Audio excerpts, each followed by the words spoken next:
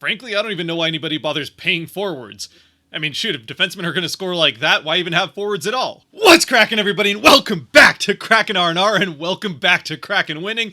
A little spell there of some losses against good teams, but losses nonetheless. The Kraken back out on the road, get back to the winning ways, and scoring goals in a big way, winning 8-2 over the Montreal Canadiens in the first game of the road trip, along with some franchise records and franchise firsts. Heck, even a career first too for one of the veteran players. Well, I suppose it is only one game. I think it's also fair to mention that since we've talked about the team's issues scoring without Vince Dunn, with just the 8 goals in 5 games coming into this one without Dunn, well, they double that up in this one with 8 goals in a single game. And I'm not going to try and make an argument that the Kraken don't miss Dunn offensively. Obviously, they still do. But maybe there was a little bit more to the opponents the Kraken were playing in those games. Those games being the Dallas game, the game against Calgary, who were undefeated and playing the best hockey that, who knows, maybe they will all season at that point. And then you get the stretch of Colorado, Winnipeg, who was undefeated at the time, and honestly, I think he felt pretty good about getting 3 goals against Hellebuck the way he was playing, at least up until the game against Toronto, and then a very good Carolina team. So, yeah, obviously they still miss Dunn, but clearly they can still score without him. And not only score without him, but score a lot from the blue line without him. Now, if Dunn had been in this game, who knows, maybe it would have been even worse than it was, but the Kraken put on a show, especially from the defensive end. Well, I mean, scoring more with their defensemen, not from their own end of the ice, though that would be pretty impressive, especially that much, and a little bit more sad for the Habs. And you know what? Since we have, once again for the 3rd time this season, 10 total goals to get through and some other highlights along the way, let's jump right into this one for time's sake, where the Kraken get off to a hot start. First of all, Joey Daccord in net for the 3rd straight game, which is starting to become a bit of a story. Maybe he is actually the true starter for the Kraken.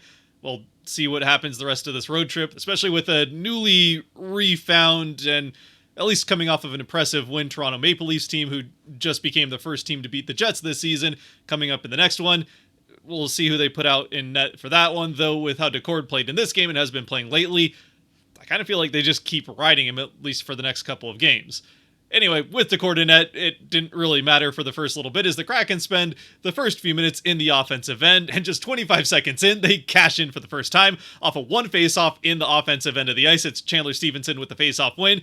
Burakovsky gets to it and then flings the puck into the slot, I think looking for a pass to Tolvanen, maybe a chip-in or a redirect. It doesn't end up connecting, so the puck goes clean out to the side, off the sideboards, and right to Jamie Oleksiak, who handles it once and then fires off a shot on net, hits something on its way to the net, and then off the far post and into the net to give the Kraken the 1-0 lead. Oleksiak his first of the season, and it turns out, while it looked for a second like it might have gone off of Tolvanen, he says that he didn't touch it, or tells Oleksiak that, so Oleksiak goes through the high five line first. And sure enough, when you look at the replay, it turns out that it goes off the end of the stick of the Montreal, I think, defenseman, the Montreal player that was on Tolvanen right in front of the net. He's not even looking at the shot when it comes, so it's a pretty lucky bounce for the Kraken here. Goes off the end of his stick as he's turning around to reposition on Tolvanen right when Oleksiak fires off the shot. And for Montembeault, this is an unfortunate one. Statistically, this is a pretty horrendous game for Montembeault. But honestly, I think 3 of the 5 goals that he gives up aren't really on him, and this is one of them. It's just a really unfortunate bounce for the Habs, but the Kraken will happily take it, especially after a game against Carolina, where they really didn't get much bouncing their way. And 3 minutes later, the Kraken find themselves back in the offensive end once again. This time, they're able to get set up and pass the puck around the outside a little bit. It doesn't come right off a faceoff, but it is a shot from, once again, the blue line. This time, Riker Evans, straight on net, through a handful of sticks, but really not much of a screen in front of Montembeault. And it goes right into the far side of the net, this time from farther out, giving the Kraken the 2-0 lead. Evans his 3rd of the season, and while once again I don't really think the first goal was on Montembeault, if it wasn't for the accidental tip by his own player right before it gets to the net, he probably makes the save on that one. This one, he kind of just short arms it, and that's how it gets past, so yeah, this was one he probably had to have, but either way, the Kraken will happily take it, as it is now 2 goals in the first 4 minutes of the game, less than the first 4 minutes of the game, and both of them coming from defensemen. And then just another 3 minutes later, the Kraken find themselves on their first power play of the game, a game that featured a fair amount of penalty minutes from both teams, but much more from Montreal. And this first Kraken power play has a little bit of trouble getting going. But once it does get going, it ends just like that, as Chandler Stevenson does it well, not quite all himself, but pretty much all by himself as he transitions the puck through the neutral zone. Which, granted, on the power play is usually not that hard. Teams will, have one guy out there forechecking to keep you honest, but usually they'll give you the neutral zone and then make the blue line the part that's hard to get past. But Stevenson makes that look easy as well, as he just knifes right through 3 Montreal defenders, 3 of the 4 on the ice.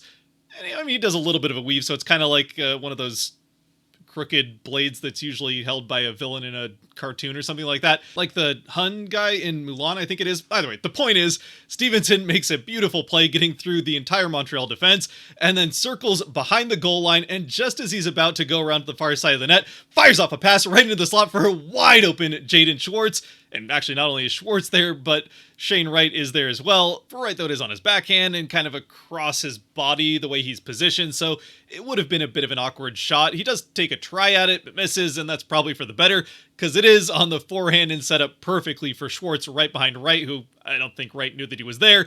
Either way, it gets to Schwartz. Schwartz fires off the shot to the far side of the net. No chance for Montembeault. It's in the back of the net. It's a power play goal for the Kraken, and an early 3-0 lead now. For Schwartz, it's his second of the season, and for the Kraken, it's a goal from a forward, which was more uncommon, at least in this game. Though with that being said, the forwards would even things up just another 3 or so minutes later, when this time it's Jaden Schwartz's turn to do the setting up, as he beats a handful of Montreal players, at least 2 of them, I think maybe 3, to a puck on the forecheck, cleanly getting to it first, down behind the Montreal net, and then firing a pass up into a slot for a wide open Oliver Bjorkstrand.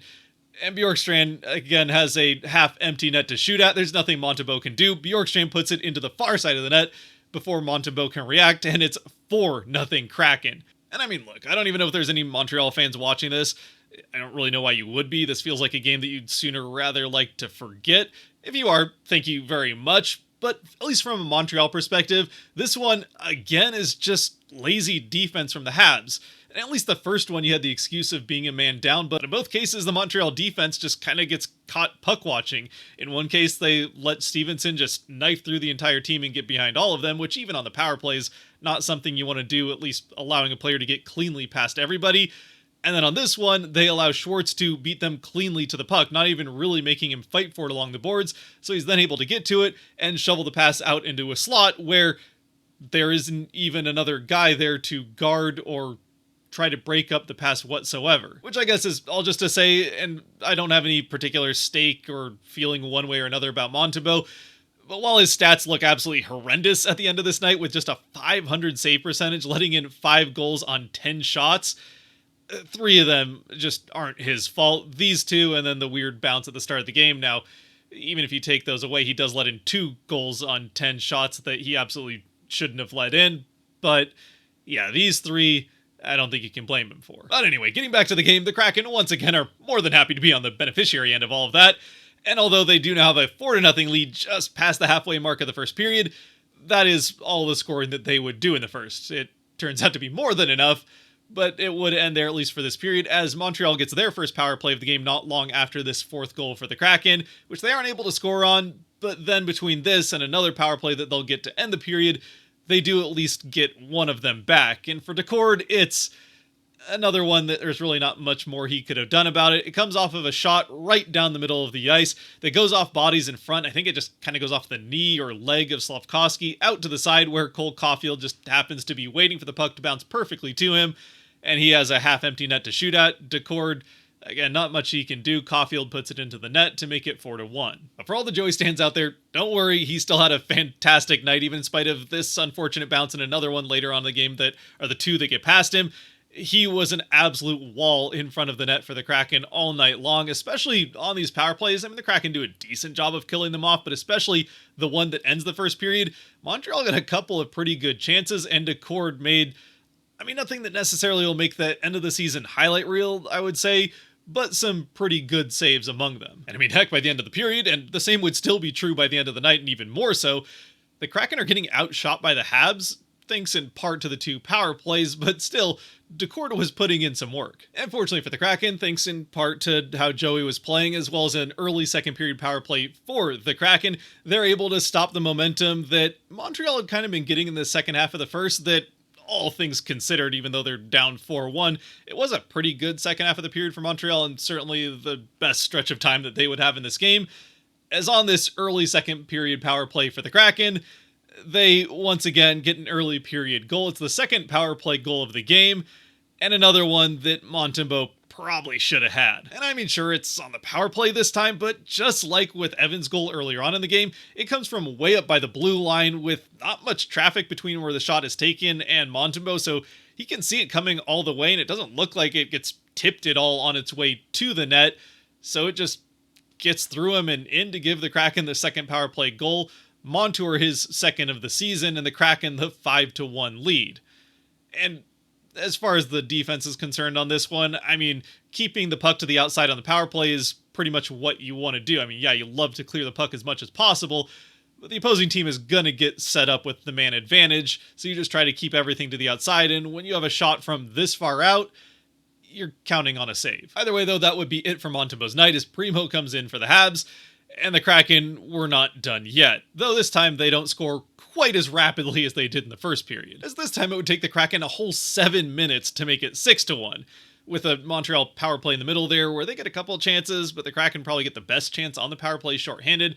None of that ends up going in, and then back at 5-on-5, actually right after it had been 4-on-4, but we do get back to 5-on-5. Either way, the Kraken get back into the offensive end thanks to Jaden Schwartz this time carrying it in. He gets it up to the blue line as the Kraken get set up. It's Jamie Oleksiak with the puck up in the corner by the blue line, and he fires off not a shot at the net, although it had been working for the Kraken so far to just shoot the puck from the blue line and hope for the best. This time, he's firing it well wide of the net, down into the corner, but with the purpose, as through all of the traffic, he threads the needle to get it to Brandon Montour, who's dive deep down into the offensive end beyond the faceoff circle. He gets that pass in open ice, comes in towards the net, fires off a shot, which is saved, but he gets the rebound and just backhand chips it into the net, with Shane Wright once again right there. If Montour hadn't been able to follow up his own rebound and backhand it into the net, Wright would have put this one in, so it was going in either way by the time that rebound was given up. Montour picks up his second of the game, third of the season, and the Kraken make it 6-1 midway through the second. So then at this point, I mean, you kind of know what the outcome of the game is going to be. Sure, crazier things have happened. There have been 5-goal comebacks in the history of the NHL, but they're pretty rare. And although Montreal is still out shooting the Kraken, it really didn't even necessarily feel like it. The Kraken just looked way more dangerous at any given time. And sure, part of that was because Montreal looked a lot sloppier in their end of the ice at any given time. Still, there was never really any feeling like Montreal was going to get back into this game. Even though throughout the back half of the second period, once again, they do outshoot the Kraken and maybe even spend a little bit more time in the offensive end, but Seattle is just keeping everything to the outside defensively, and anything that does get to the net is pretty heavily contested, so there's no clean rebound chances or anything like that, and Decourt is able to freeze anything that does make it to him. So we go to the third with the Kraken still holding that healthy lead, and they continue to hold it into the middle part of the third, where things start getting a little bit more chaotic with power play after power play, penalty time on top of penalty time. The Kraken get the first couple of power plays, this time not scoring on them, although it had been a pretty good night for special teams, all things considered, which also includes the penalty kill that was perfect on the night, 4 for 4 in killing off Montreal power plays, including one that they would get in this whole mess of things, a full 2-minute power play for the Habs. The Kraken kill that off without, I think, even giving up a shot attempt. And then in the second power play the Kraken get, they only had one before the Montreal one, then they have a second one after Montreal has their power play. This one, once again, for the third time in the night, the Kraken find the back of the net, and this time on the power play, I guess similar to how the first two power play goals for the Kraken were very different from each other, this one too is different.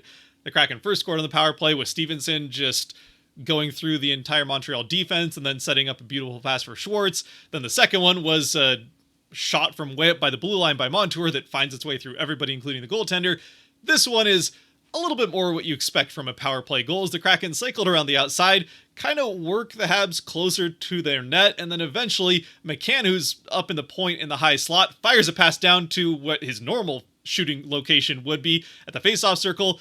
That's where Brandon Montour is set up with his stick in the air. He fires off the shot and buries it into the near side of the net to get his third of the game, making it 7-1 Kraken. So it's a hat trick for Montour as he gets his first of his career, the third ever in Kraken history, and the first by a Kraken defenseman. So cool moment just for Montour with it being his first in the NHL. But yeah, history making for the Kraken, and I've made a bit of a mess with these hats. I'm not going to do that every time the Kraken score a hat trick if they start doing it a little bit more regularly, but we're into the fourth season now, and this is just the third one, so I think you can excuse me a little bit extra theatrics there. As far as hats on the ice, they only showed one on the broadcast, so I guess I now have more hats strewn about here than there was on the ice. Although there was actually one other extra piece of headgear thrown on the ice. As Montour comes through the high five line, Larson tosses his helmet out on the ice, which got a little bit of a chuckle from the other guys around him. I don't know if Montour noticed it, but Larson seemed to at least crack himself up as we saw a rare Larson smile on the broadcast. And also on top of all of the hat trick different records and career firsts and franchise firsts, it's also a new franchise record for goals from defensemen in a single game with 5. Getting back to the game though, although the extracurriculars, even with just a few minutes left in the game, were still far from done, the next power play wouldn't even get started before the Kraken had already once again extended the lead. This time it's just another, the Kraken taking advantage of poor defense by the Montreal Canadiens as they get a nice rush chance down to the ice. It's just a pretty tic-tac-toe passing play down the offensive end on the rush, starting with Beniers down to Mahura, and then Mahura to the back door for Tolvanen, who taps it into a wide open net. The Kraken take an 8-1 lead, and the Habs at this point, frustration boils over a little bit, and Kirby, sore loser Doc, I guess at least in this game anyway, comes over to, as it turns out, not congratulate Tolvanen on the goal, though he is right in the celebration pile of Kraken players. He's saying something to Tolvanen. I don't know what it could possibly be. I mean, it's not Tolvanen's fault that Doc couldn't play defense here and that Tolvanen got an easy goal. Either way, Doc gives Tolvanen a bit of a shove, and Tolvanen just kind of looks at him like, what are you doing? Surprisingly, though, that somehow doesn't lead to any more extracurriculars, at least not any punishment. Nobody has to go to a box for one team or the other. So we get a 5-on-5 face-off at center ice, and 14 seconds later, the puck is once again in a net, though this time it's in the Kraken net. As the Habs kind of just walk it right down to the net, Anderson ends up making a power move. He gets a shot off, Decord makes the save, but it rebounds right back to him, and he's able to get it into the corner just past Decord's outstretched leg. Not terribly unlike the goal that Montour scored earlier in the goal, he scored 3. The second goal that Montour scored, the one that Alexiak passed it to him as he drove towards the net, though that one was a bit of an easier goal, or the rebound was offered more net for Montour to shoot the backhand shot at. This one, Anderson has less net to shoot at, but it's still a fairly easy rebound for him to put in. Point is, it makes it 8-2. And then off the next face-off, that's where some more extracurriculars end up happening. One of the, I suppose, more notable incidents here in the last couple of minutes that actually didn't lead to any more players going down tunnels. It might have led to a penalty. I can't actually remember. It doesn't really matter at this point in the game. Either way, it's Slafkovsky who has a hit on Mahura right in front of the Montreal bench, which because it's right in front of the bench, there's no extra boards there to catch the top half of the body. So Mahura goes head over heels into Montreal's bench. His feet are dangling up in the air out in play with, knife shoes on. And instead of just laying the hit and then leaving, Slafkovsky continues to kind of cross-check and shove Mahura a few more times. While Mahura, again, he's got knife shoes flying out in the air. So yeah, just kind of another sore loser moment. I don't know. It made me happy that the Kraken got right and not Slafkovsky. We'll put it that way. Anyway, through all of that, at the end of it, once again, the Kraken win this game 8-2 after getting outshot by Montreal 30-23, though the Kraken get an early enough lead that they didn't really have to press that much offensively throughout the rest of the game, and when they did press offensively, the sloppy defense from Montreal in this game kind of just let them do whatever they want and score a few more times in spite of whoever the heck they had in net. So the Kraken not only pick up the win, but also a career first, a first hat trick for Montour, a couple of franchise records, and yeah, just a overall very fun night to be a Kraken fan. Really, the only bummer from this game is that the hat trick couldn't have happened at home, with Eberle's hat trick, the first one in franchise history, early on in the inaugural season, is still the only of the now 3 franchise hat tricks that did happen in Climate Pledge Arena. Also, annoyingly, one of the few games I wasn't in the arena for, so I still have yet to see a Kraken hat trick in person. But that's a different issue for a different time. And with that, I don't really know what more there is to say about this game. There's not really a whole lot that I think you can take from it from an analytical perspective. Montreal just didn't really play their best game. In fact, it probably will be one of their worst of the season when all is said and done.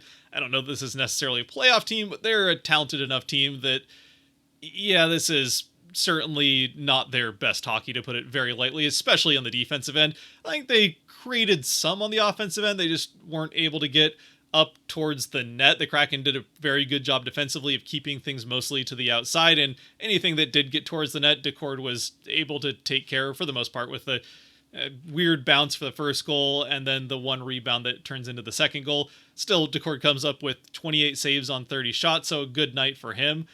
And yeah, for the Kraken, when we get to the Kraken 3 stars, as always brought to you by the patrons over on Patreon. If you want to help decide 3 stars, which in a game like this one, there are plenty of guys to choose from, you can help support the channel a little bit more than you already are by watching to this point, which this has turned into a bit of a long one with 10 goals, so I appreciate you watching. And yeah, I mean, obviously Brandon Montour has to be the first star in this one. The hat trick and everything that we've already said. I mean, yeah, just another incredible night from Montour, who's had an incredible start to his season. It just ends up showing up a little bit more on the score sheet than you'd be used to. And beyond Montour, there's still plenty of other guys to choose from, though the second star, I think I'm going to go with the other half of the big free agency signings that the Kraken made in this offseason, as Montour was not the only free agent that the Kraken signed in the offseason that had a big night. Montour with 4 points, the hat trick and an assist, and his counterpart free agent signing on the forward end in Chandler Stevenson also had a 4-point night. Just all 4 of them were assists. Obviously the most notable, and the one that might make an end of the season highlight reel if one was to be made, would be the one where he slices through the entire Montreal penalty kill to get behind the net and set up Schwartz for that 3rd goal of the game in the first period. And then with the 3rd star, although I could have gone any different number of ways here, lots of multi-point nights. Schwartz has a great night. McCann has a good night. Mahura gets his first point as a Kraken with the assist on that final goal, which obviously the goal didn't really matter a ton, but good for Mahura getting his first assist as a Kraken.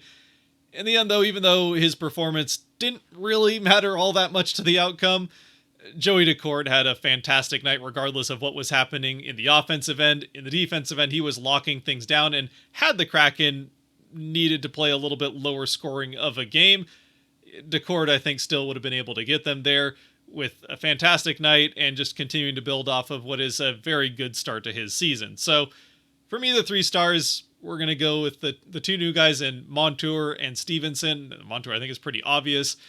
And then Decord, the 3rd one. But let me know down in the comments who you might have as stars. There's, like I said, plenty of guys to choose from. Bjorkstrand had a good night.